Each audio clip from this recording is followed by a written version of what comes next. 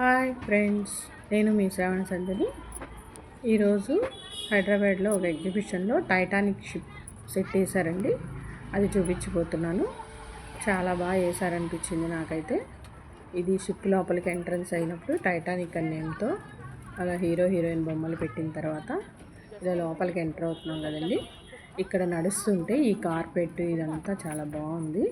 చెక్క మీద నడిచినట్టే మనకి ఫీలింగ్ కలుగుతుందండి. ఈ పక్కన బోర్డింగ్లు అన్నీ కూడా షిప్లోకి వెళ్తున్నట్టుగా బాగుంది. ఇంకా ఈ షిప్ లోపల చాలా వ్యూ పాయింట్స్ పెట్టాడండి.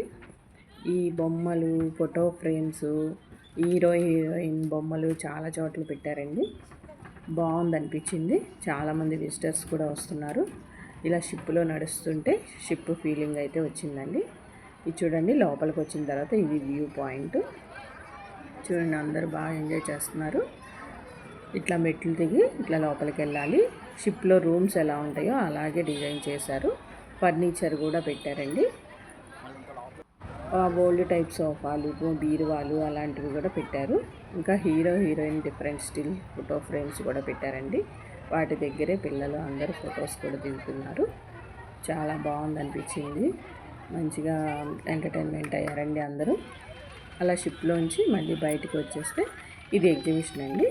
ఎగ్జిబిషన్ పక్కనే రామ మందిరం సెట్ కూడా వేశారు. అయోధ్య రామ మందిరం అదే లైటింగ్లో కనబడుతుంది చూడండి, అదే రామ మందిరం. ఇంకా గొర్రెలు, ఒంటెలు అంటే ఎగ్జిబిషన్లో ఉంటాయి కదండి. ఇంకా రకరకాల స్టాల్స్, ఫుడ్ స్టాల్స్, ఇంకా అవన్నీ తిరిగి చూసామండి. ఎగ్జిబిషన్లో 1 అవర్ దాకా స్పెండ్ చేసాము. చాలా బాగుంది అనిపించింది. రామ మందిరం సెట్, టైటానిక్ సెట్ అండి. ఇంకా పిల్లలు పానీపూరి ఇష్టపడతారు కదండి. పానీపూరి స్టాల్ దగ్గరికి వచ్చాము. దాని పక్కనే ఇలా రైడ్స్ అన్నీ ఉన్నాయండి. చూడండి ఫ్రెండ్స్, అది రామ మందిరం యొక్క జెండా అండి. ఈ రైడ్స్ అన్నీ చూసి ఈ పానీపూరి దగ్గరికి వచ్చాము. పానీపూరి తీసుకున్నాం ఫ్రెండ్స్. ఇంకా పిల్లలు అవే ఇష్టపడతారు కదా. బయట పానీపూరి తినకూడదన్నా సరే ఒకటి టేస్ట్ చూడాలని చూశాను ఫ్రెండ్స్. పర్లేదు, బాగానే ఉంది. ఇంకా తినేసిన తర్వాత పిల్లలు మళ్ళీ పక్కనే ఉన్న గేమ్స్ అవన్నీ చూడడానికి వెళ్ళాము. ఇంకా గేమ్స్ అన్నీ ట్రై చేశారండి పిల్లలందరూ. ఇంకా నేను కూడా లాస్ట్లో ట్రై చేద్దామని చెప్పి ఇలా చేశాను. యారో వేయడం అండి ఇది.